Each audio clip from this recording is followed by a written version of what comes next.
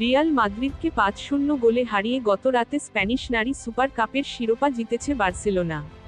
এই ফল অবশ্য ম্যাচের আগেই অনুমেয় ছিল।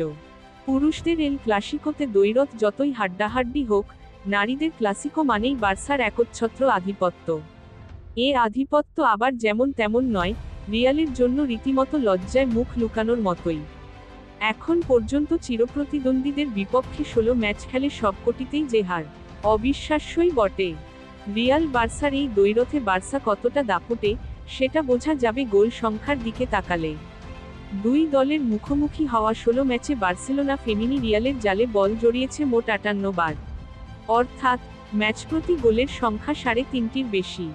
বিপরীতে বার্সার বিপক্ষে রিয়াল করেছে মাত্র ৬ গোল। এমনকি এই ম্যাচগুলোর মধ্যে শুধু দুটি ম্যাচে বার্সা ১ গোলের ব্যবধানে জিতেছে, বাকি ১৪ ম্যাচে জয়ের ব্যবধান ২ বা তার বেশি গোল। আগের ১৫ ম্যাচের তুলনায় গত রাতের ম্যাচটি অবশ্য একদিক থেকে বার্সার জন্য বিশেষ কিছু ছিল। কারণ, এটি ছিল দুই দলের মুখোমুখি হওয়া প্রথম কোনো ফাইনাল। তবে শিরোপা লড়াই হলেও ম্যাচে নতুন কিছু দেখা যায়নি। ৫ গোল দিয়ে দাপটের সঙ্গে জিতাই শিরোপা নিশ্চিত করেছে কাতালান ক্লাবটি।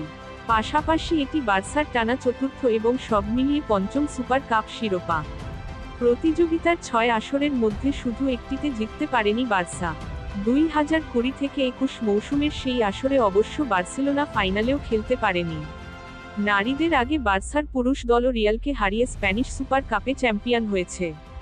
বছরের শুরুর দিকে সৌদি আরবের জেদ্দায় সেই ম্যাচে বার্সা জিতেছিল ৫-২ গোলে।